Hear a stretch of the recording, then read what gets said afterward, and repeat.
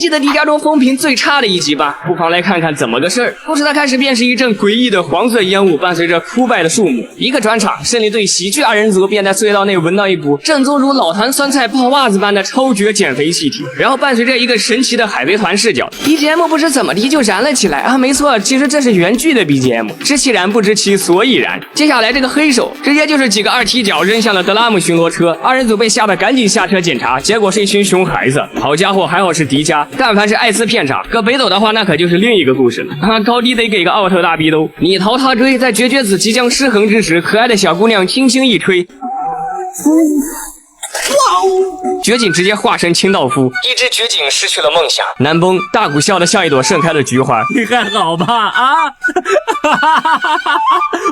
但是天道好轮回，大鬼也没能幸免于难。不过误打误撞的二人也发现了异常情况，周围这些非自然死亡的树木，显然是因为某种强酸物质导致的。这里记笔记，后面要考。紧接着就是这群熊孩子居然在高压电线下放风筝，哥们儿血压开始高了，小朋友们千万不要模仿。然后几人就非常幸运的遇到了怪兽，虽然没看到在哪儿，不过确实是异常现象就是。而另一边在调查酸雾的二人，刚开始着手与当地人员的沟通，结果酸雾弥漫开来，甚至烧断了高压电线，直接导致附近全部拉闸。然后又看到4个人的3人小队上门报告，哥们儿还挺诚实，说只看到了白色烟雾，但确实听到了怪兽的叫声。可惜因为风评的原因，导致镇上从小孩到当地大人都不相信他们的话。不过有一种现代版本的狼来了和乌索普的故事，不过大古却发扬一直以来的真善美精神，相信几人的话。于是，一辆小小的德拉姆巡逻车直接超载，但小妹妹显然有点闷坏了，于是就开始找窗户按钮。窗户的按钮是不是这个？你们这些人啊！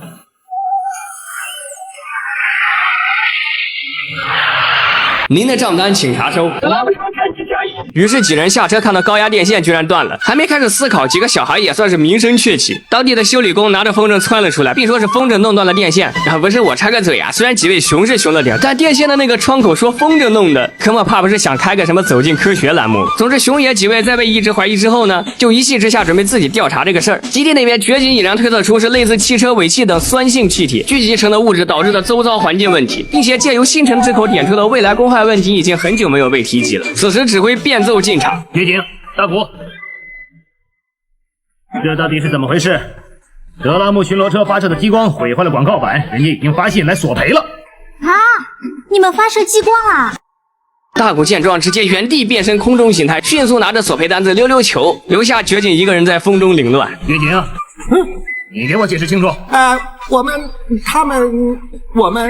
他们。另外，野瑞你又在一个人偷笑，根本不带停的啊！至于熊孩子那边，作为头头的熊野还挺有底线，相比怪兽，他更怕被人说骗子和胆小鬼，于是乎就顺着声音带着弟弟妹妹们一起给怪兽送温暖去了。小妹妹比哥哥更虎，直接炮仗就招呼上了，给哥几个吓得赶紧学习法国军礼。结果过一会儿还没动静，还得是我们的小女孩啊，一个石子儿成了压垮怪兽的最后一根稻草。怪兽也有话说了，忍无可忍，无需再忍。于是第六者2个双马尾就探出了半截儿，及时赶到的大古给孩子们接了过去。怪兽 Litmalus 酸登场啊！这怪兽显然有点致敬杰克的双尾怪啊，更是一路追着德拉姆车进了隧道。大古交代孩子们在车里乖乖等待，绝景则在实验室里边自责边做着综合反应。注意看，这个试纸变成了蓝色，也就是强碱性物质，后面也要考。总之，准备用超级碱性物给怪兽爽一爽。而 Litmalus 那边还在疯狂的吐强酸，估计保险公司已经血压快飞升了。不过正此时，小燕子2号及时赶到，星辰加丽娜一时不知道谁的 buff 更加的恐怖啊！最终果不其然，还是我们的王牌飞行员星辰的影响力更强。队长考虑到怪兽以汽车维系为食，所以让大古别让大伙开车。此时大古突然想到，好家伙，坏菜了！隧道的车里还有几个活宝呢。于是怪兽闻着味儿就来了。全体注意，接下来是迪迦美颜糊脸。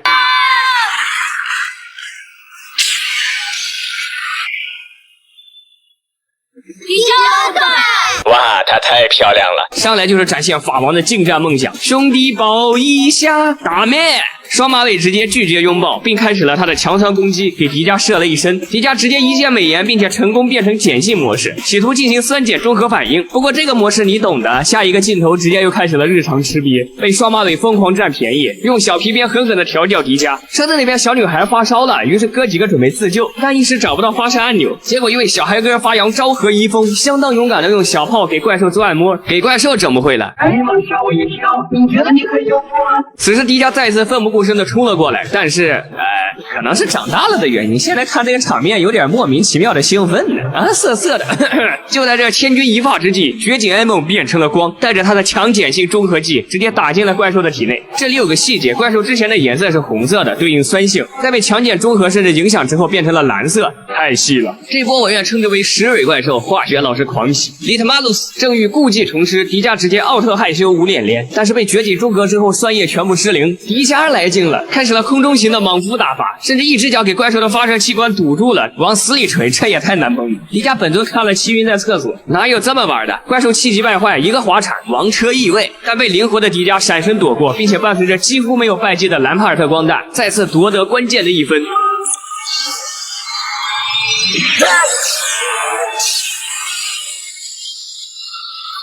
最后绝景调侃小姑娘精神好的跟怪兽一样，不是哥们儿，你这什么比喻？然后就是经典预言家环节。不过吃汽车废气长大的怪兽，为什么还会出现？所以说，公害所产生的影响，不管经过多少年，还是会存在。难道孩子们得一直这样生活在这个被污染的地球上吗？技术啊，所以对他们的调皮就不要太在意了。